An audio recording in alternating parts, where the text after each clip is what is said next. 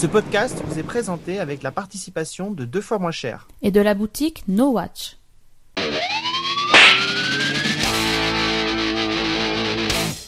Salut à tous et bienvenue dans Slap, le podcast qui claque pour ne rien rater de l'actu des séries. Cette semaine, Slap lorgne du côté des séries françaises qui marchent, et oui, ça existe, mais n'oublie pas de jeter un œil sur ce qui se fait chez nos voisins anglais et chez nos cousins américains.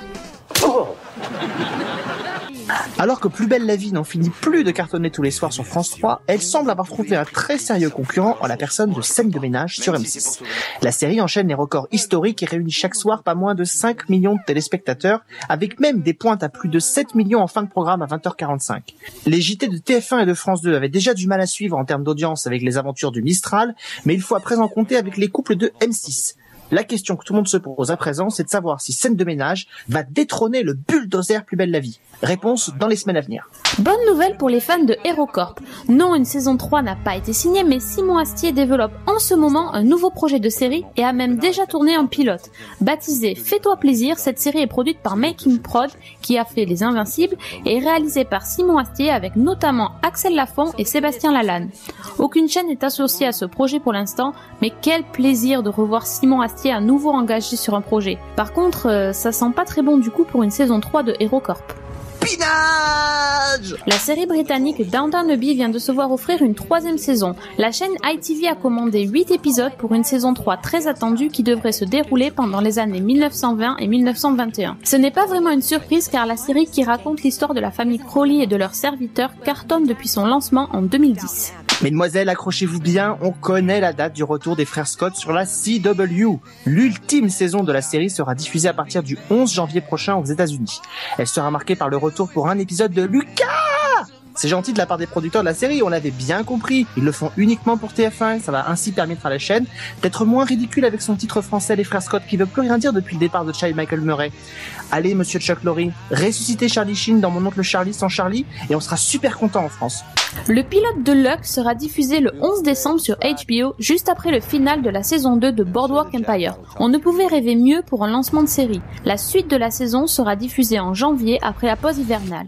Luck est très attendu car c'est une série de Michael Mann et de David Milch, créateurs de Deadwood. En plus, elle bénéficie d'un casting 3 étoiles. Jugez plutôt Dustin Hoffman, Nick Nolte et Michael Gambon. La série nous entraînera dans l'univers des courses et des paris hippiques. I can always block the blow. Can counter it with... Vous savez comment on dit souvent que la fiction française est statique, et en plus on aime bien se moquer de Plus belle la vie. Pourtant, force est de constater que c'est une nouvelle fois du côté de Plus belle la vie que viennent les sujets pas forcément faciles à aborder et que bon nombre d'autres séries françaises se refusent à faire. En effet, la semaine passée, les fans de la série ont assisté à la mort de Adriana, emportée par un cancer du foie.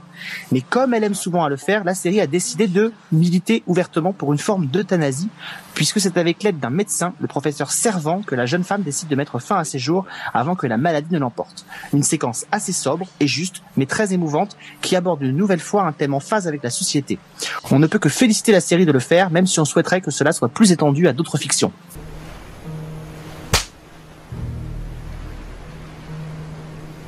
Alors que la saison 4 de Fringe est en cours de diffusion sur la Fox, la saison 3 vient de sortir en DVD et Blu-ray. Une saison passionnante et intrigante, la meilleure selon moi puisque les auteurs ont réussi le pari de mélanger épisodes bouclés et fil rouge tout au long de la saison. Une intrigue particulièrement complexe puisqu'elle se déroule à la fois dans notre univers et dans un univers parallèle où chaque personnage a son alter ego quelque peu différent qui travaille au sein de la Fringe Division. Mais que se passerait-il si l'un des personnages passait d'un univers à l'autre? Et comment sauver notre monde sans détruire l'autre? Ne comptez pas sur moi pour vous donner les réponses, vous ne les obtiendrez qu'au bout du 22e épisode qui se termine sur un cliffhanger encore plus incroyable.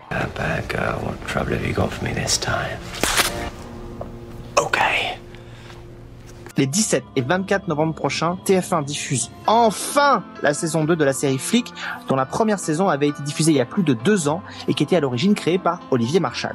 Dans cette suite, 2e saison qui n'en est pas vraiment une, Yak, le personnage interprété par Frédéric Diffenthal, sort de prison suite aux événements de la fin de la saison 1, pour lequel il a accepté de porter intégralement le chapeau. Il doit très vite à nouveau se remettre en selle, car bien que rayé des effectifs de la police, il assiste au meurtre de l'un de ses amis sous ses yeux, et il est bien décidé à en retrouver les coupables. Il se retrouve au milieu d'une enquête de son ex-collègue et ami Constantine qui cherche à faire tomber Bartaglia, un gangster interprété par Olivier Marchal himself, attention les yeux. Une saison qui s'annonce donc toujours agréable à suivre, tant par les histoires que les comédiens, mais la série a incontestablement perdu de sa superbe depuis la très réussie saison 1, et on sent visuellement que TF1 est passé par là, rendant à mes yeux la série beaucoup plus lisse que par le passé. Dommage aussi que Flic ne compte plus que 4 épisodes, un peu dur pour installer et s'attacher au personnage. Verdict à 20h45 le 17 octobre, pour savoir si vous serez ou pas sensible aux aventures de ces flics, un poil différent tout de même. Et maintenant, un message de notre sponsor. 2 fois moins cher, le site d'achat et de vente où la livraison est offerte sur des articles neufs ou d'occasion, entre particuliers ou avec des professionnels. Vous pourrez y trouver une large section DVD, Blu-ray et matériel vidéo. C'est une occasion en or pour dénicher les séries qui vous manquent. Cette semaine, Slap a choisi pour vous la saison 1 de Braco en DVD. Et en plus, pour les fans de No Watch, avec le code NWNET sur le site 2 fois moins cher, vous bénéficiez d'une remise exceptionnelle de 5 € offerts des 30 € d'achat sur votre panier neuf et occasion, et ce jusqu'au 30 novembre. N'hésitez pas à faire profiter vos amis de cette occasion unique. Merci à notre sponsor.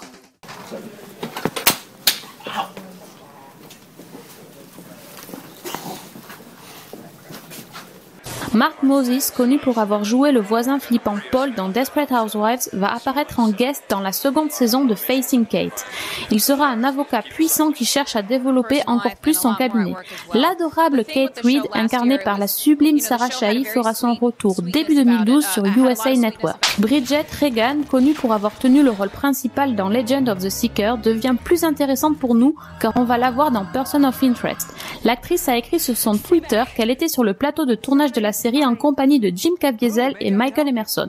On ne sait pas encore si elle sera une victime ou un coupable. Encore un guest dans la saison 12 des Experts. Cette fois, c'est un ancien de Chicago Code et de Friday Night Lights, Matt Lauria, qui rejoint l'équipe. Il incarnera dans plusieurs épisodes un jeune flic promu assez rapidement et qui du coup se montre trop arrogant. John Schneider, qui a été pendant des années le papa de Superman dans Smallville, va jouer le père de Sam dans Glee. Cet épisode de la 3e saison marquera aussi le retour de Cord Overstreet, qui avait quitté la série à la fin de la saison 2. Jenna Elfman n'arrête pas d'apparaître dans des séries. Après Damages, l'actrice de Dharma et Greg va jouer dans le season final de Shameless, version américaine. La série suit les aventures de la famille Gallagher, dont le père, interprété par le génial William H. Macy, est un chômeur alcoolique qui ne s'occupe pas du tout de ses enfants. Dans À la Maison Blanche, The West Wing, en VO, il fut Toby Ziegler, directeur de la communication puis porte-parole de la Maison Blanche sous l'ère du président Bartlett.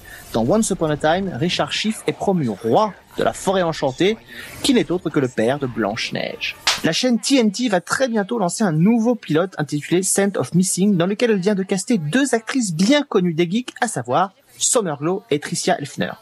La première sera un membre des services de secours qui affronte les pires conditions pour accomplir sa mission, tandis que la seconde sera une nouvelle recrue de l'équipe qui sera complétée par Eric Winter, vu dans Mentalist et Brothers and Sisters. Megan Mullally, qu'on peut difficilement oublier si on a vu Will and Grace, vient de rejoindre le casting de Breaking In.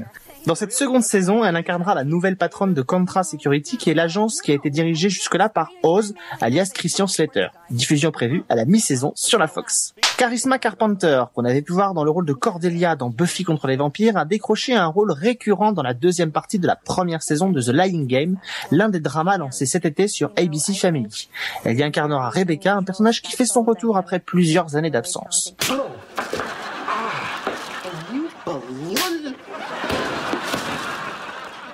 C'est quasiment un drame national, mesdames et messieurs, mais la comédienne Hélène Pompeo, star de la série Grey's Anatomy, se lance dans la production de séries télé. Via sa société de production au nom improbable, Calamity Jane, elle a vendu son premier projet de série à destination de ABC pour la saison 2012-2013. La série, encore sans titre à ce jour, est centrée sur le quotidien personnel et professionnel des agents spéciaux, hommes et femmes de la sécurité des États-Unis qui voyagent à travers le monde pour protéger les officiels américains sur des missions diplomatiques. Il s'agit de l'un des métiers les plus dangereux du pays. Si elle est aussi douée pour produire des séries que pour jouer dedans, c'est pas gagné les enfants. On se quitte avec les premières images de la série Death in Paradise, coproduite par la BBC et avec France Télévisions. Cette production, que l'on devrait voir très bientôt en France, suit les enquêtes d'un flic peu orthodoxe, Poole, parachuté sur une île des Caraïbes Sainte-Marie alors qu'il déteste le soleil, le sable et la mer. Tout un programme. On se retrouve la semaine prochaine pour une nouvelle distribution de claques. On parlera entre autres de la saison 4 de Breaking Bad, de la sortie en DVD de la saison 5 de Doctor Who, et vous découvrirez en avant-première les premières images de l'adaptation au cinéma de la série qui a révélé Johnny Depp, 21 Jump Street. D'ici là, n'oubliez pas d'aller faire un tour sur la boutique No Watch pour soutenir tous vos podcasts préférés. Bonne semaine à tous, ciao.